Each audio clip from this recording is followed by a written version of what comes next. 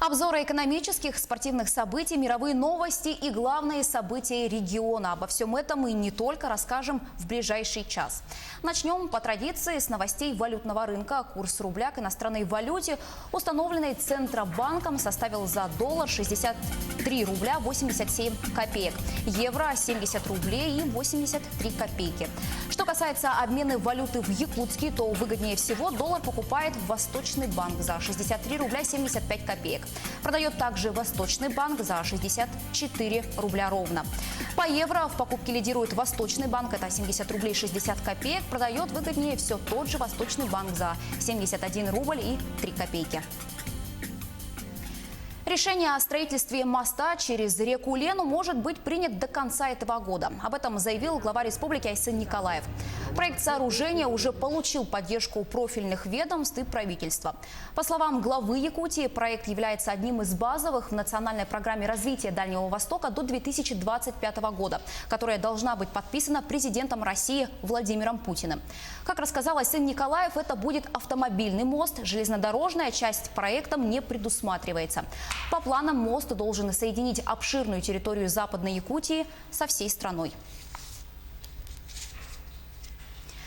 Пассажиропоток авиакомпании «Якутия» за 9 месяцев снизился на 17,5%, грузоперевозки на 57%.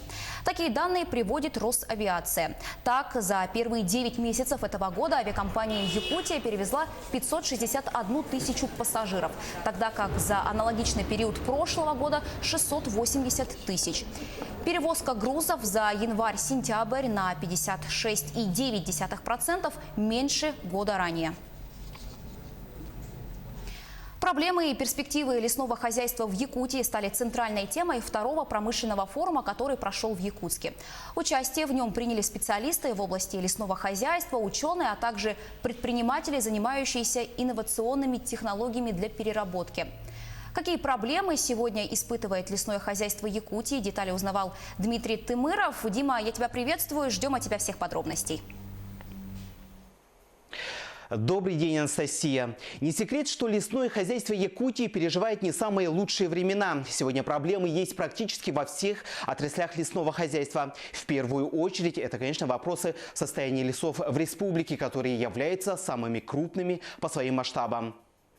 Якутия является самым крупным лесным регионом России. Мы имеем более 250 миллионов гектаров леса. Большая половина из них – лесные земли. Это более 190 миллионов гектаров. Лесистость территории составляет 50%. Сильно варьируется по районам. От 7% в Анабарском и до 92% в Нюрнбергском районе. В последнее время не только в Якутии, но и в целом по России вопросам состояния лесных фондов и в целом развитию лесного хозяйства уделяется огромное внимание. Совсем недавно завершил работу масштабный федеральный проект «Национальный лесной форум», где в течение года на разных площадках страны, в том числе и в Якутии, обсуждались проблемы лесного хозяйства. И в первую очередь вопросы кадрового обеспечения. На нынешнем форуме этот вопрос также не остался без внимания. В первую очередь это подготовка кадров. Сегодня квалифицированных кадров в этой отрасли немного. Леса у нас много, территория большая, и перспективы развития этой лесной отрасли это очень большие. И сегодня можем посмотреть и презентовать уже, что на территорию уже входят большие крупные компании для освоения наших лесов. Кадры должны быть местные. Это одна из ключевых структур экономики нашей республики должно быть. Как сообщили на форуме, сегодня остро стоит вопрос с нехваткой не просто кадров, а именно молодых. В целом по стране больше половины специалистов старше 50 лет. Между тем, ежегодная потребность в молодых квалифицированных сотрудников составляет от 3 до 15 тысяч человек. Это складывается из того, что институты не учат, из того, что недостаточная заработная плата. То есть те выпускники, которые отучились в лесных вузах, они не идут в лесное хозяйство, а работают в других отраслях экономики, где больше платят. Между тем, проблемы с финансированием лесной отрасли отражаются на таком вопросе, как лесовосстановление. Кто и что является угрозой лесному фонду и кто сегодня должен заниматься его восстановлением. Наиболее распространенными видами угроз для леса являются пожары, насекомые вредители, промышленное освоение территорий.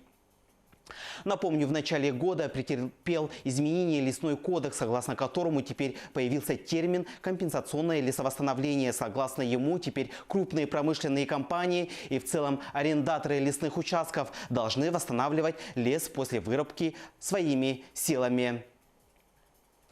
Тем временем не все промышленники сегодня готовы заниматься этой работой. Сдерживающих факторов в Якутии много. Один из них – отсутствие питомников в лесах. Между тем, сельскохозяйственная академия предлагает создать свой промышленный питомник, чтобы восполнить этот пробел в лесном кодексе. Мы планируем следующий год на базе нашей академии открыть питомник. Занимаемся этим вопросом серьезно. Для этого все имеется. И земля есть, участок есть, и кадры есть, и знания есть, самое главное, да? Здесь у нас на территории реки Канкаме имеется 3000 гектаров земли. На этой участке, на этой земле мы планируем этот питомник открыть. Все эти вопросы требуют тщательной проработки, тем более в свете такого масштабного проекта, как промышленная лесозаготовка. Этот вопрос также стал центральной темой для обсуждения лесопромышленного форума. Как отметили участники, лесной фонд Якутии должен начать приносить доход. Именно тогда начнут решаться все сопутствующие проблемы, в том числе и финансовые. На этом у меня все. Дмитрий, большое спасибо. А мы продолжаем наш выпуск. Следственные изоляторы для обвиняемых в экономических преступлениях могут появиться в России. С такой инициативой выступило бизнес-сообщество Москвы.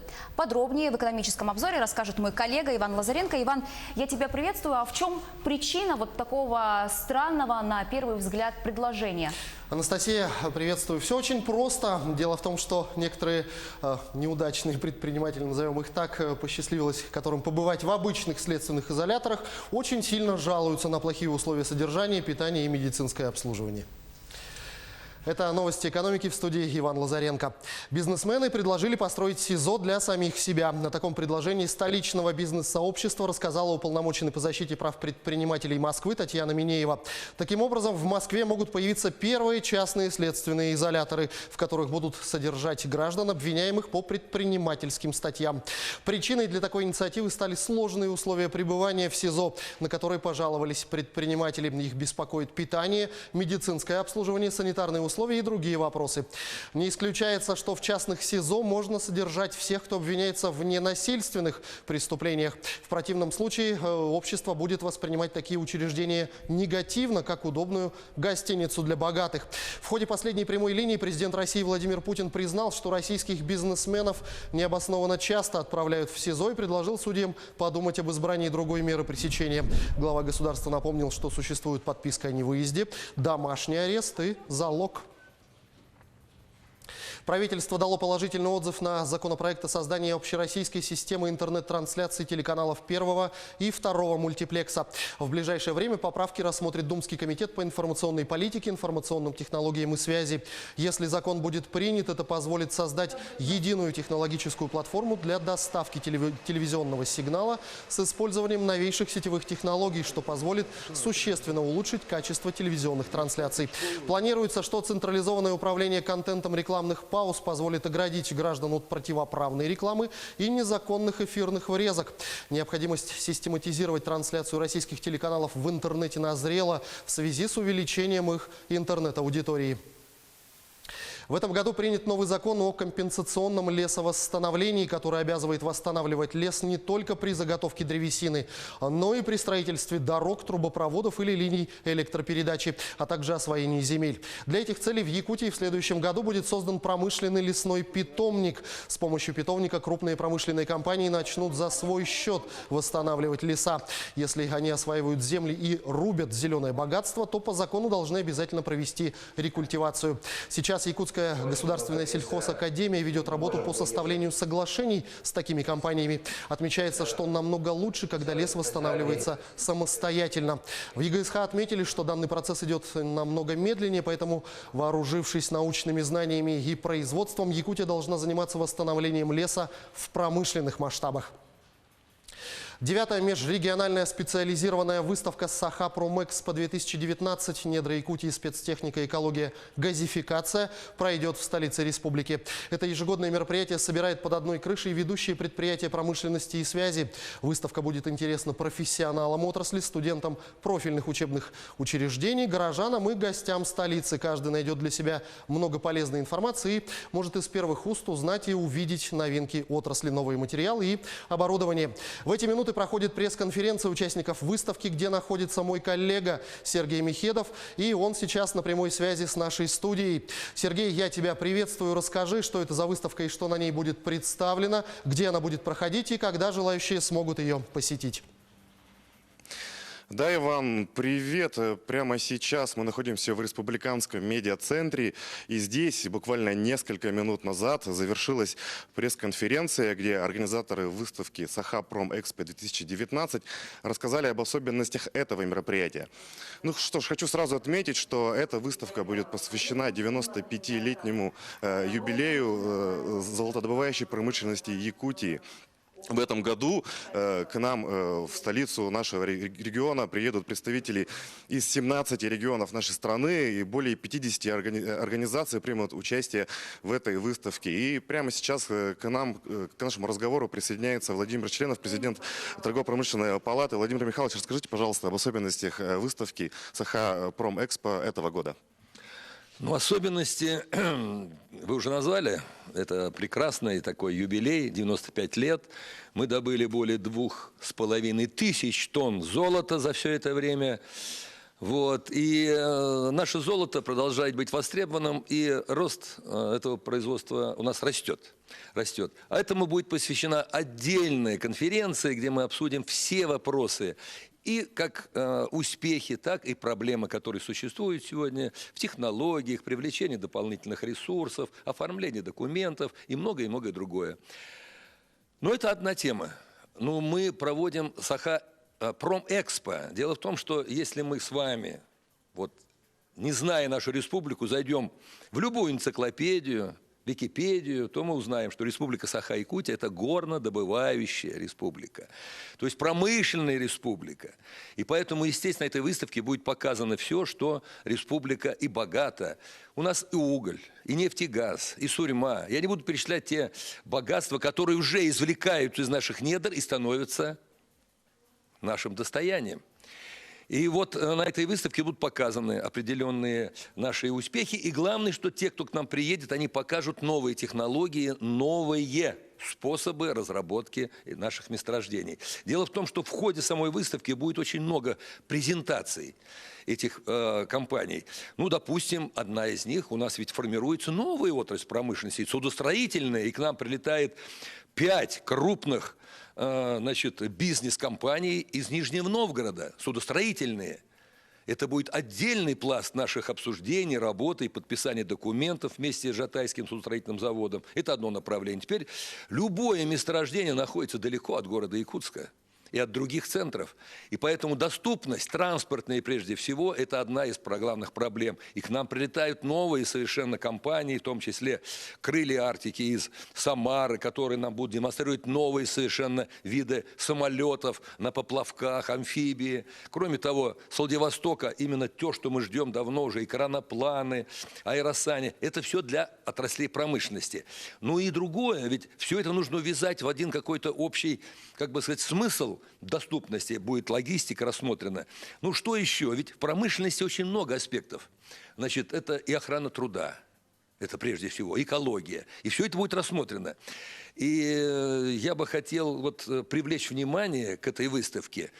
Еще раз повторяю, тех, кому предстоит в будущем осваивать наши несменные территории, наше богатство. Конечно, это студенты, это те преподаватели, которые пытаются рассказать, показать. Так придите, лучше один раз увидеть и потом оценить свои возможности и внедрять эти технологии в жизнь наших промышленных предприятий. Ну и еще один такой маленький момент, да, который я хотел бы усугубить, да и всех жителей республики, особенно тех, кто имеет дело к бизнесу, там малый, средний бизнес, крупный.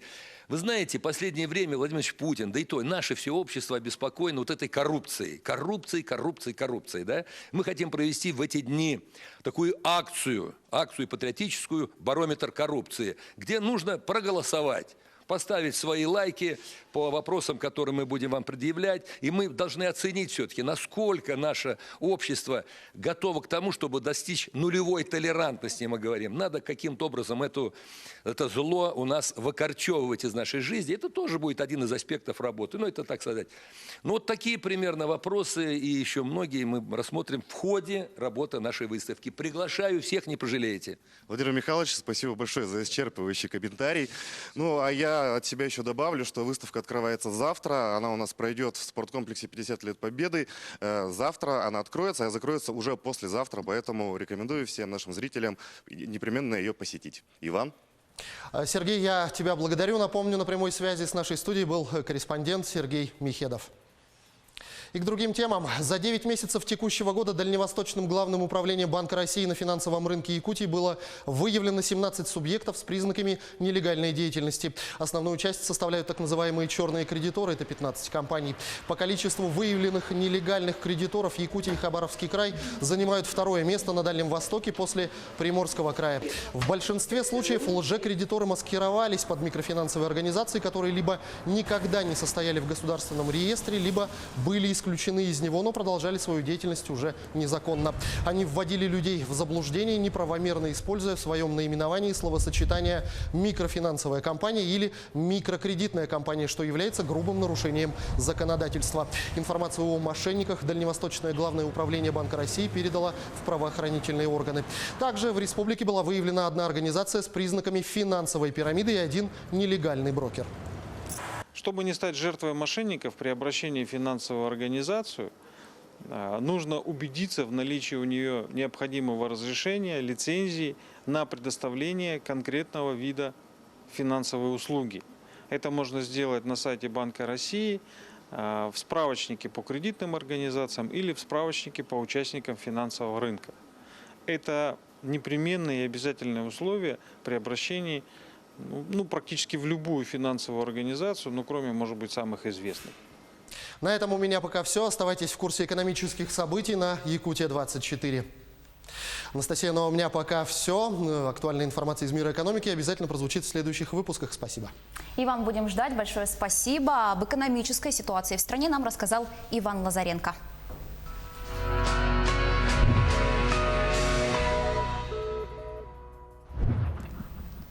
И очередной виток затянувшейся эпопеи Брексита. Евросоюз согласился перенести выход Британии до 31 января. Премьер-министр Соединенного Королевства грозился в этом случае провести досрочные выборы, рассказывает Елена Островская. Брексит вновь отложен. Глава Европейского совета Дональд Туск объявил в понедельник, что 27 стран, которые останутся в ЕС после выхода Британии из блока, одобрили запрос Лондона об очередной отсрочке. На этот раз до 31 января 2020 года. Как написал Дональд Туск в своем твиттере, это решение будет оформлено при помощи письменной процедуры, а значит, личной встречи лидеров ЕС не потребуется. Глава делегации Евросоюза по переговорам о Брексите таким результатом доволен. У нас получилась короткая, эффективная и конструктивная встреча, и я рад принятому решению. Ранее британский парламент отказался ратифицировать проект соглашения, достигнутого премьером и Евросоюзом, и вынудил Бориса Джонсона просить Брюссель о новой отсрочке. Глава кабинета, обещавший своим избирателям любой ценой провести Брексит 31 октября, заявил, что устроит досрочные парламентские выборы, если ЕС согласится отложить выход Британии.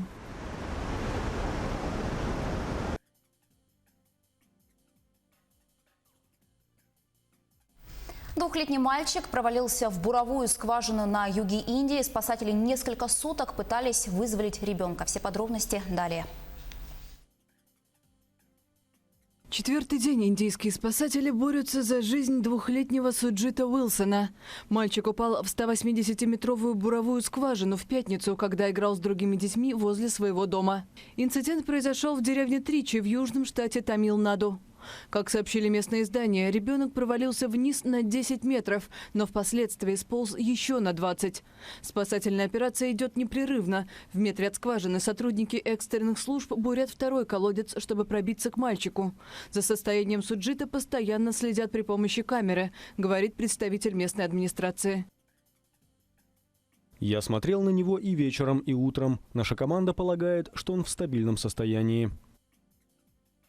В спасательной операции принимают участие сотни людей, включая специалистов, снабженных самой современной техникой для бурения, говорят представители властей. В шахту, где застрял ребенок, постоянно поставляют кислород. За спасением Суджита следят люди по всей стране. Премьер-министр Индии Нарендра Моди призвал сделать все возможное, чтобы вызволить мальчика. 25% торговые пошлины, введенные США на ввоз ряда товаров из Европы, сильно ударили по производителям консервированных персиков в Греции. Все подробности в следующем материале. Новые американские пошлины сильно ударили по Греции, крупнейшему в мире экспортеру консервированных персиков. Страна производит около 250 тысяч тонн продуктов в год и пятую часть продает в США. Но с учетом недавно введенного Дональдом Трампом налога, теперь греческие персики облагаются 43% пошлиной на ввоз в Соединенные Штаты. Все дело в самолетах Airbus. По мнению Белого дома, власти ряда стран ЕС уже много лет незаконно субсидируют производителя авиационной техники. В итоге США решили ввести 25% пошлины на широкий список европейских товаров. И это нанесло сокрушительный удар по местному бизнесу, говорит президент Греческой ассоциации производителей консервов Костас Апостолу. Неожиданно развязалась эта война между США и Евросоюзом. И из-за чего? Из-за самолетов. Мы представить не могли, что это повлияет на нашу работу здесь, в небольшой области Македонии рядом с Салониками.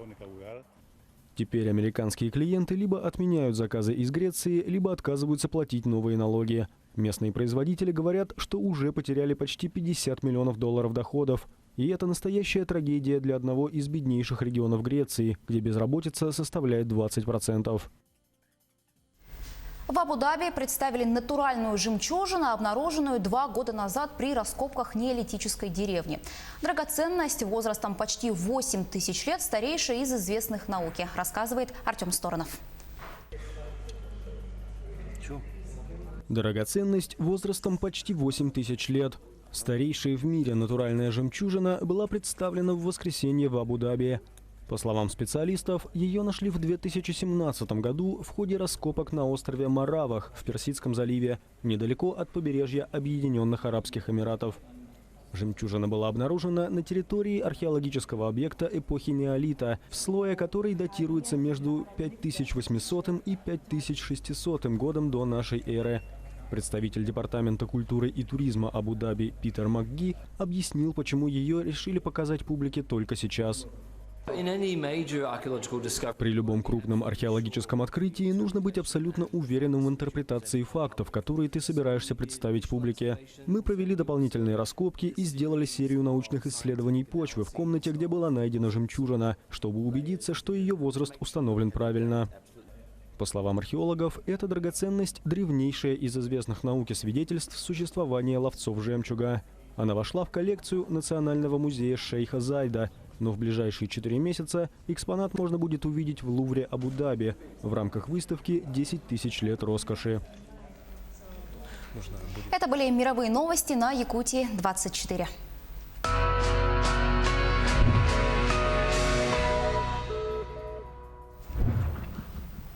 Полицейские задержали мужчин, подозреваемых в незаконной охоте. Полицейские в Чурачинском районе на 187-м километре федеральной дороги Колыма остановили внедорожник с прицепом. Помимо водителя в машине находились еще 2 пассажира. При досмотре у них были обнаружены 8 туш косуль и 1 нарезное оружие. Подробности у моего коллеги Юрия Осипов. Юрий, я тебя приветствую, но расскажи, что произошло дальше. Да, в отношении задержанных мужчин возбудили уголовное дело. По предварительным данным, ущерб от незаконной охоты составил около 1 000 000 рублей. Здравствуйте, в эфире обзор чрезвычайных происшествий, в студии Юрий Осипов.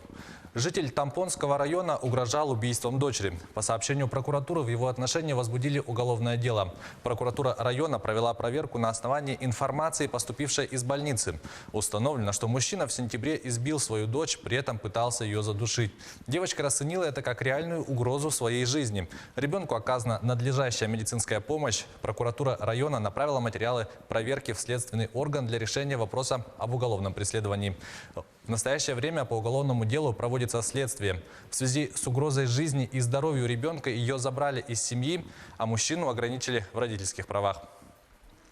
В Якутске полицейские по горячим следам раскрыли разбой и грабежи. Около 2 часов ночи патрулям поступила ориентировка на 2 мужчин, которые совершили нападение. Ближайший борт патрульно-постовой службы выехал на место происшествия. Потерпевший сообщил полицейским, что когда он стоял возле своего дома, мимо проходили 2 парней.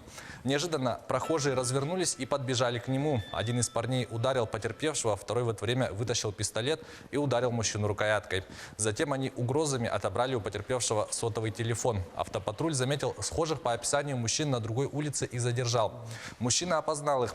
Во время разбирательства в отделе полиции в дежурную часть обратился другой пострадавший. Он рассказал, что на него в ту же ночь также было совершено нападение.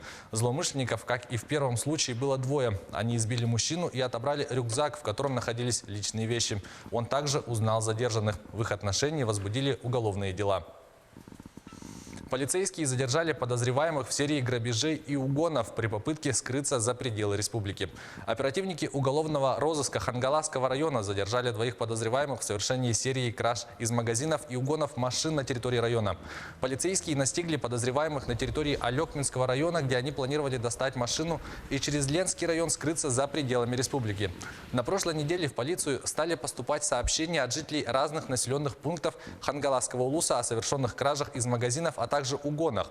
По предварительным данным, 19-летние уроженцы городов Покровск и Нерингри, находясь на условно-досрочном освобождении за совершенные имущественные преступления, решили уехать в другой регион, для чего они запланировали угон машины и кражи. В городе Покровск ими был похищен седан, на котором они добрались до села Булгуняхтах, где, взломав двери в подсобное помещение сельского магазина, похитили продукты питания, алкоголь и другие товары на сумму свыше 10 тысяч рублей. В том же селе подозреваемые, проникнув на территорию частного дома, похитили и угнали другую иномарку. Вскоре эта автомашина была обнаружена на берегу реки Лена, недалеко от села Едяй. В этом населенном пункте злоумышленники угнали другую машину, которую впоследствии также бросили в аварийном состоянии. Следующим населенным пунктом стало село Синск. Там ими был угнан микроавтобус и совершена кража денег из кассы одного из магазинов и товаров на сумму свыше 20 тысяч рублей. Микроавтобус был оставлен на полпути. Закончилось горючее. За 9 месяцев этого года в республике зарегистрировано 596 случаев мобильного мошенничества. Для сравнения, в прошлом году за такой же период подобных преступлений было 355. О том, как мошенники обманывают своих жертв и как от них защититься, в следующем материале. Самая распространенная схема. Мошенники представляются сотрудниками банков и под различными предлогами получают доступ к банковским картам жертвы. Но есть и другие способы. Это когда заказывают различные товары через интернет-ресурсы. Это такие ресурсы, как Инстаграм, Юла, Авито, через социальные сети. Предварительно оплачивают товар. Товар, как правило, не приходит. Не нужно отправлять предварительную оплату на незнакомые сайты. Значит, нужно пользоваться только проверенными интернет-магазинами. А если приобретаете товар или какую-либо услугу через Юлу или Авито, то необходимо использовать специальные гарантии. Также в последнее время все чаще мошенники обращаются к пожилым людям, представляясь сотрудниками социальных учреждений, и говорят, что за покупку определенных БАДов пенсионеру положена компенсация. Для ее получения необходимо оплатить страховую комиссию. А иногда для осуществления своих преступных замыслов мошенники создают целые сайты, которые копируют похожие интернет-ресурсы. Так, недавно житель Чульмана, решив купить билеты через такой сайт, потерял более 33 тысяч рублей. На сайте потерпевший ввел все свои данные и реквизиты банковской карты для оплаты билета стоимостью более 11 тысяч рублей. Однако на его телефон пришло СМС-сообщение о том, что якобы оплата не прошла. И мужчина затем еще дважды повторил попытку. В результате оказалось, что данная сумма была списана с карты 3 раза. Чтобы разобраться в ситуации, мужчина позвонил в авиакомпанию, чей билет он покупал. Но там ему сообщили, что у них не зарегистрирован билет на его имя. Для того, чтобы не стать жертвой мошенников, достаточно запомнить простые правила. Никому не сообщать информацию о своей банковской карте и пароле, поступившей через СМС. Не вести с мошенником длительные переговоры, а положить трубку и позвонить на горячую линию банка. И, конечно же, сообщить о факте в полицию. Александр Хавренко, Григорий Николаев, Якутск. Это была рубрика «Чрезвычайные происшествия». Берегите себя и до встречи в эфире. Анастасия, на этом у меня вся информация. Увидимся в следующих выпусках. Юрий, большое спасибо. Я напомню, о происшествиях в республике нам рассказал Юрий Осипов. Мы продолжаем наш выпуск. Необычное соревнование состоялось в Челябинске в воскресенье. В рамках чемпионата МВД спортсмены, одетые в служебную форму, плавали в бассейне. После того, как эти кадры состязаний попали в интернет, в соцсетях развернулась дискуссия. Некоторые пользователи предположили, что поскольку сотрудники полиции в холодное время года переходят на зимнюю форму одежды, то вскоре следует ожидать заплывов в ушанках и бушлатах. В полицейском ведомстве, однако, пояснили, что заплывы в форме в качестве отдельной дисциплины чемпионата МВД вели с целью продемонстрировать готовность стражей порядка к выполнению служебных обязанностей в любой ситуации. Всемирное антидопинговое агентство получило от Министерства спорта России и РУСАДА дополнительные ответы на ряд вопросов по данным Московской лаборатории. Подробности знает мой коллега Власий Сергеев. Власий, я тебя приветствую. А когда ВАДА примет решение по РУСАДА? Анастасия, здравствуй. Всемирное антидопинговое агентство может принять решение по РУСАДА уже в этом году. Однако для этого комитету по соответствию нужно ознакомиться с отчетом Департамента расследований, сроки готовности которого пока неизвестны. В эфире новости спорта. Здравствуйте. Министерство спорта России и РУСАДА отправили в ВАДА дополнительные ответы на вопросы по данным Московской лаборатории. В данный момент материалы оцениваются Департаментом расследования, а также независимыми экспертами, которые представят свой доклад Комитету по соответствию ВАДА. Если отчет Департамента будет составлен и рассмотрен до конца ноября, то решение по РУСАДА может быть принято до конца этого года. Напомню, ВАДА инициировал рассмотрение вопроса о несоответствии РУСАДА в сентябре из-за обнаруженных изменений в базе данных Московской лаборатории. Хоккеисты петербургского СКА по буллитам победили Череповецкую Северсталь со счетом 2-1 в гостевом матче регулярного чемпионата КХЛ. В составе победителей шайбу забросил Йоннас Кемпайнен. У хозяев льда отличился Егор Морозов. Победный буллит реализовал Владимир Ткачев. Петербургский клуб прервал свою антирекордную серию поражений в лиге, которая достигла 5 матчей. В турнирной таблице Западной конференции команда занимает второе место, набрав 28 очков. Северсталь идет на 9-й позиции, имея в активе 20 баллов. В следующем матче СКА в гостях сыграет с Витязем, а Северсталь на выезде встретится с московским «Спартаком».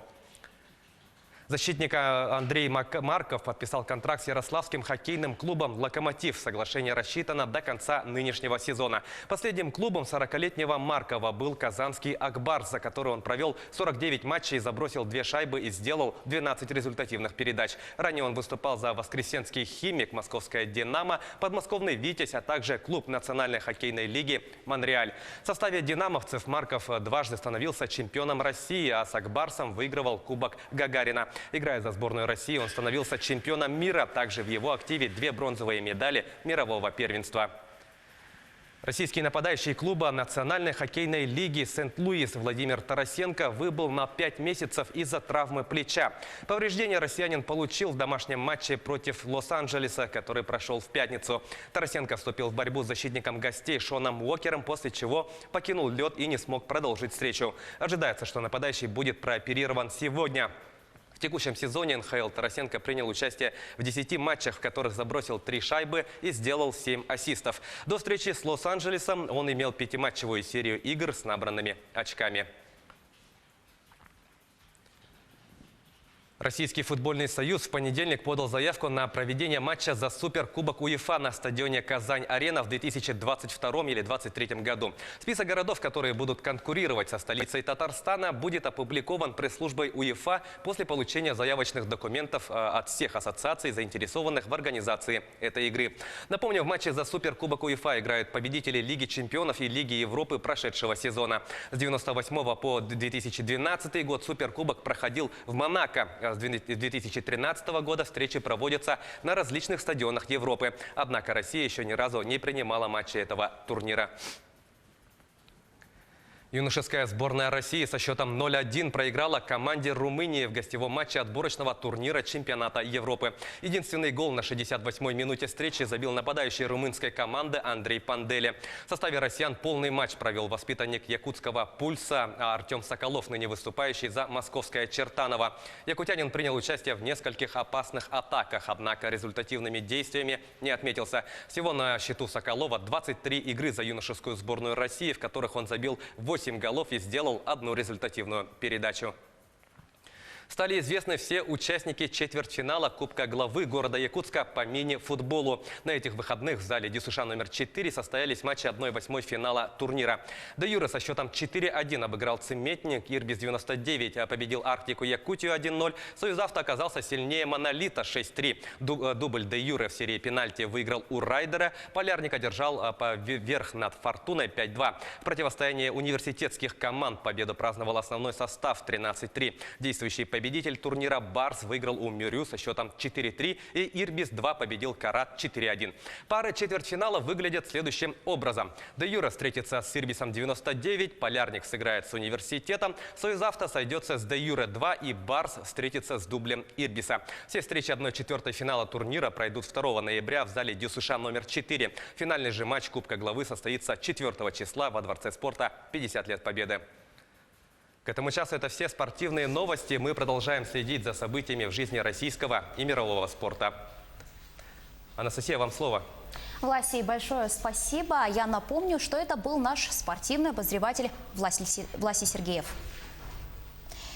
Директор Департамента аудита социальной сферы и науки Счетной палаты России Светлана Меркушина считает критичной ситуацию с финансированием высшего образования в России. По ее словам, без развития сферы образования невозможно будет достичь целей, которые ранее поставил президент России Владимир Путин. При этом расходы на финансирование высшего образования практически не растут. По мнению директора департамента, реформа системы образования может вывести Россию в топ-5 экономик мира. Для этого в России должны быть университеты международного уровня, а университетам второго эшелона необходимо уделять больше внимания.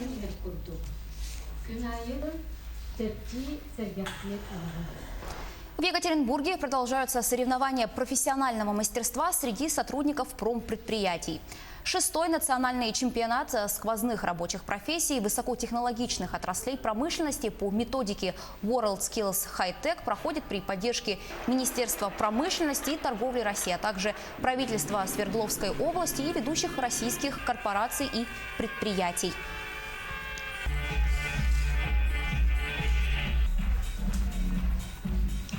Московский колледж бизнес-технологий. «Газпромнефть».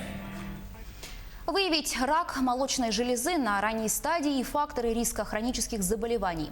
В маммологическом отделении Республиканской больницы номер 1 проходит акция «Розовая ленточка».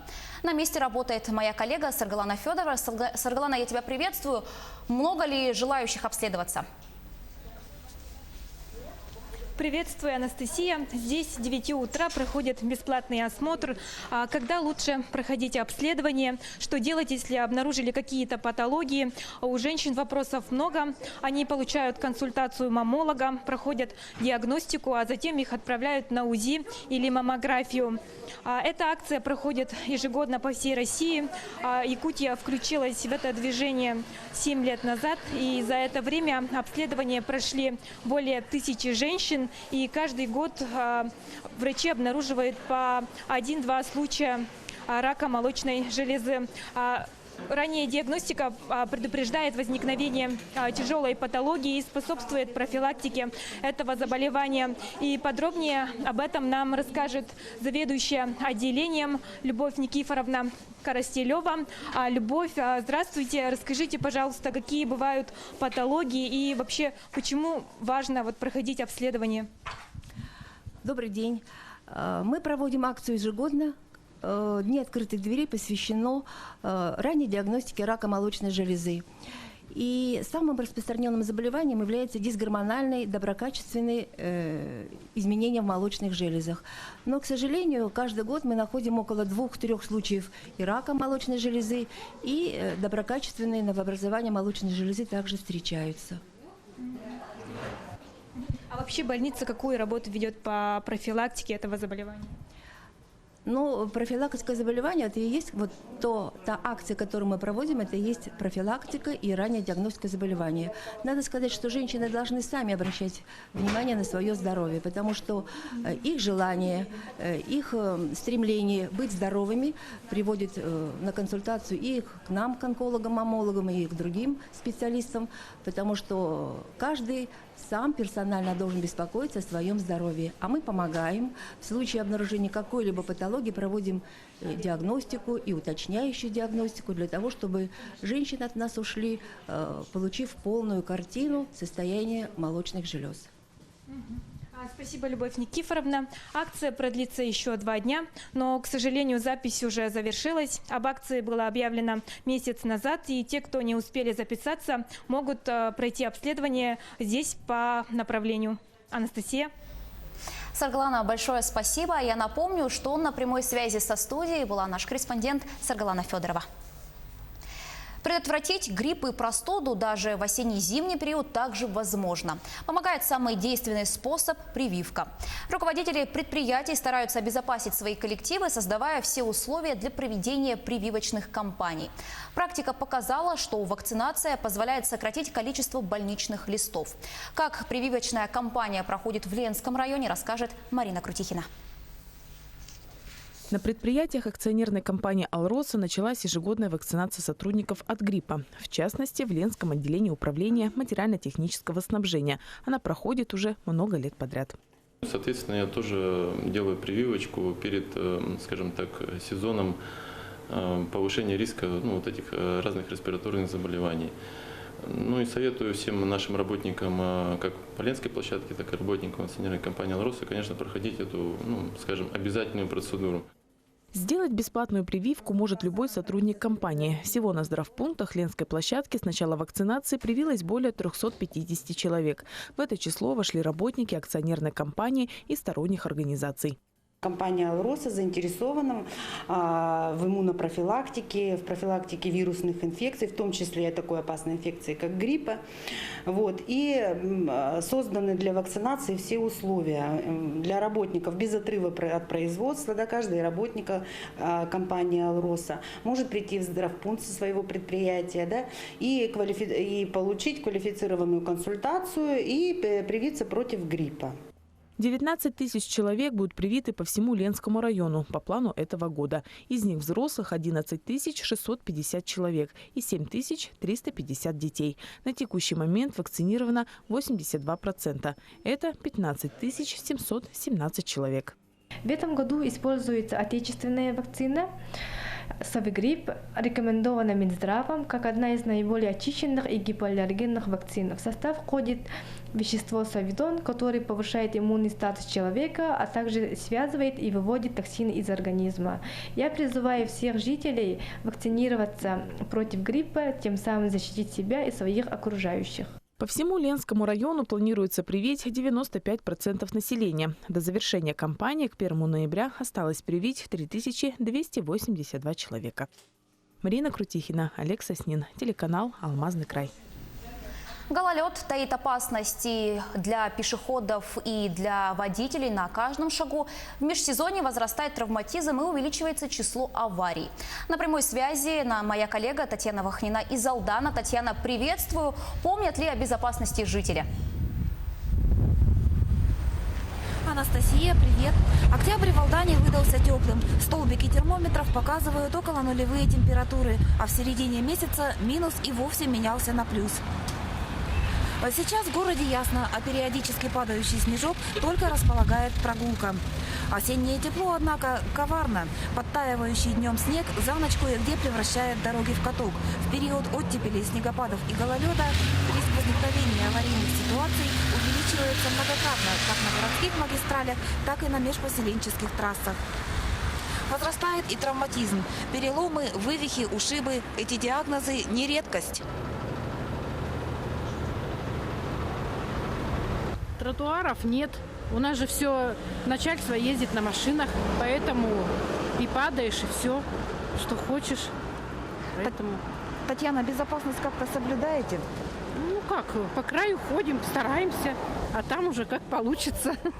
На пешие прогулки больше сил тратится в межсезонье? Ну, я вообще пешком хожу.